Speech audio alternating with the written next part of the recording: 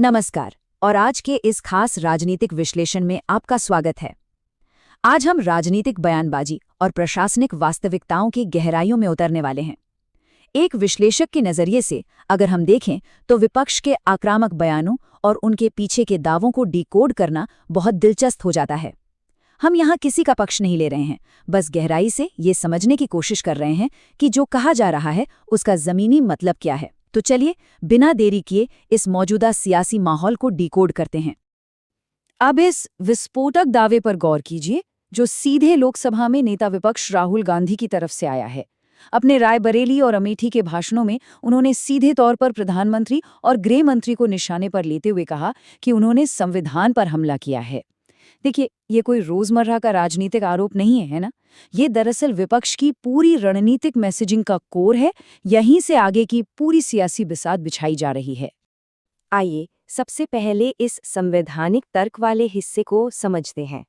राहुल गांधी जब कहते हैं कि संविधान पर हमला हो रहा है तो उनका मतलब सिर्फ कानूनी पन्नों से नहीं है, वो इसे सीधा जोड़ते हैं अर्थव्यवस्था और प्रशासन से। उनका दावा है कि राष्ट्रीय संपत्ति को अडानी और अंबानी जैसे चुनिंदा उद्योगपतियों को सौंपना अपने आप में संविधान पर प्रहार है।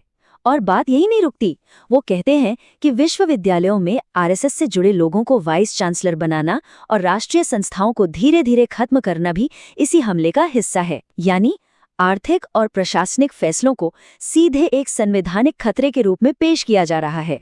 और यहीं पर असली टकराव देखने को मिलता है।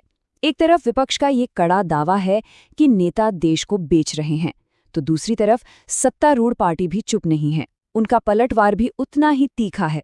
बीजेपी नेता नितिन नवीन ने इसे अराजकतावादी मानसिकता कह दिया है और केंद्रीय मंत्री गिरिराज सिंह के मुताबिक ये सिर्फ सत्ता छिन जाने की निराशा है। तो आप देख सकते हैं कि दोनों तरफ से बयानों के तीर कितनी तेजी से चल रहे हैं। अब इतने तीखे पलटवार और माफी की मांग के बावजूद क्या राहुल गांधी पीछे हटे? बिल्कुल नहीं। उन्होंने भरे मंच से साफ कह दिया है कि माफी मांगने का तो सवाल ही नहीं उठता, बल्कि उन्होंने ये बात फिर से दोहराई कि सरकार की इन आर्थिक गलतियों का असली खामियाजा आम जनता को ही भुगतना पड़ेगा। ये साफ दिखाता है कि विपक्ष इस मुद्दे पर बिल्कुल अडिग है। तो चलिए अब जरा इस आर्थिक आलोचना की तरफ रुख करते हैं। अगर हम पैटर्न को ध्यान से देखें तो पता चलता है कि विपक्ष के अलग अलग नेता एक सोची समझी रणनीति के तहत काम कर रहे हैं। जहां राहुल गांधी पूंजीवाद और चंद हाथों में संपत्ति जाने की बात कर रहे हैं, वहीं पवन खेड़ा आम आदमी से जुड़े मुद्दे यानी महंगाई और पेट्रोल डीजल की कीमतों पर हमला बोल रहे हैं। और उधर अखिलेश यादव क्या कर रहे हैं? वो इस आर्थिक असमानता को सीधे आरक्षण के नुकसान से जोड़ रहे हैं। ये पूरी तरह से एक संयुक्त मोर्चा लगता है जो इस संवैधानिक बहस को सीधे आम इंसान की जेब से जोड़ने की कोशिश कर रहा है। अब जरा पवन खेड़ा के आरोपों की टाइमिंग को डिकोड करते हैं। देखिए, 15 मई को अचानक ईंधन की कीमतों में लगभग 3 रुपये प्रति लीटर का उछाल आता है। फिर 19 मई को पेट्रोल 86 पैसे और डीजल 83 पैसे और महंगा हो जाता है। और गौर करने वाली बात यह है कि ठीक इसी दौरान प्रधानमंत्री मोदी 5 देशों के कूटनीतिक दौरे पर निकल जाते हैं। विपक्ष ने ठीक इसी टाइमिंग को पकड़ लिया है और इसे अपना हथियार बना लिया है। और ये 8,500 करोड़ रुपए का आंकड़ा तो मानो चर्चा के केंद्र में आ गया है। विपक्ष का तर्क बिल्कुल सीधा है। वो कह रहे हैं कि एक तरफ तो आप जनता से कह रहे हैं कि कम खाओ, पेट्रोल बचाओ, घर से काम करो, और दूसरी तरफ प्रधानमंत्री खुद 8,500 करोड़ रुपए के विशेष विमान से विदेश यात्रा कर रहे हैं। ये जो विरोधाभास है ना, यही इस वक्त विपक्ष के आर्थिक हमले का सबसे बड़ा पॉइंट बना हुआ है। आर्थिक मुद्दों से आगे बढ़ते हुए अब सामाजिक न्याय और आरक्षण के मोर्चे पर चलते हैं। यहाँ समाजवादी पार्टी के प्रमुख अखिलेश यादव ने एक बहुत ही बड़ा और ऐतिहासिक दावा किया है। वो कह रहे हैं कि हमारा समाज आज से नहीं बल्कि पिछले 5,000 सालों से बटा हुआ है। एक तरफ वो 95% लोग हैं जिन्हें हमेशा दबाया गया है, और दूसरी तरफ सिर्फ 5% वो वर्चस्ववादी ताकतें हैं जो राज कर रही हैं। मतलब जो बात अर्थव्यवस्था से शुरू हुई थी उसे अब पूरी तरह से एक गहरी सामाजिक न्याय की लड़ाई में बदल दिया गया है। इसी कड़ी में उनकी पीडीए आरक्षण ऑडिट रिपोर्ट कई गंभीर इल्जाम लगाती हैं। उनका कहना है कि सरकार सीधे तौर पर नहीं बल्कि इनडायरेक्ट तरीके से आरक्षण को खत्म करने की कोशिश कर रही है। ये बहुत बड़ा आरोप है। उनका दावा है कि वंचित समाज को सिर्फ मजदूरी तक सीमित रखने की साजिश हो रही है।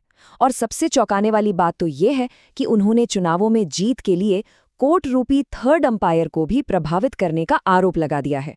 अब आरक्षण की इस गर्मागर्म बहस के बीच पश्चिम बंगाल से ये 7% का आंकड़ा सामने आ गया है, जिसने एक नया बवाल खड़ा कर दिया है।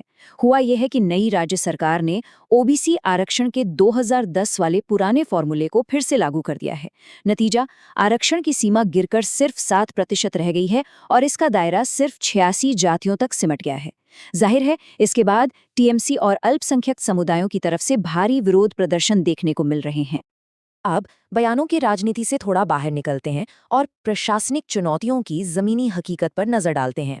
येस बैंक का मामला तो आपको याद ही होगा। अब 8,415 करोड़ रुपए के 81 बॉन्ड्स को राइट ऑफ करने यानी बट्टे खाते में डालने का ये पूरा मामला सुप्रीम कोर्ट की चौखट पर पहुंच गया है। ये कोई छोटी मोटी बात नहीं है, क्योंकि इसमें रिलायंस निप्पॉन जैसी बड़ी संस्थाओं के साथ साथ हजारों आम निवेशकों की गाढ़ी कमाई दांव पर लगी है। और इस बार सुप्रीम कोर्ट बिल्कुल एक्शन मोड में है। अदालत ने सीधे वित्त मंत्रालय से 2023 के फैसले के सारे रिकॉर्ड, कैबिनेट मीटिंग के मिनट्स और कोरम की पूरी जानकारी मांग ली है। कोर्ट ये जानना चाहता है कि भाई आखिर 8,000 करोड़ से ज्यादा का इतना बड़ा फैसला किन नियमों और प्रक्रियाओं के तहत लिया गया। ये प्रशासन में पारदर्शिता लाने की दिशा में एक बहुत ही सख्त कदम है। प्रशासन की एक और चुनौती बिहार के पटना में देखने को मिल रही है। वहां बीपीएससी टीआरई 4 शिक्षक भर्ती की नोटिफिकेशन में हुई देरी ने हजारों छात्रों को सड़क पर ला दिया है। और जब प्रशासन ने हालात काबू करने के लिए लाठीचार्ज और वाटर कैनन का इस्तेमाल किया तो मामला और बिगड़ गया। आरजेडी इसे सीधे तौर पर तानाशाही और सरकारी मशीनरी का तांडव बता रही है। यानी एक प्रशासनिक मुद्दा अब पूरी तरह से राजनीतिक रंग ले चुका है।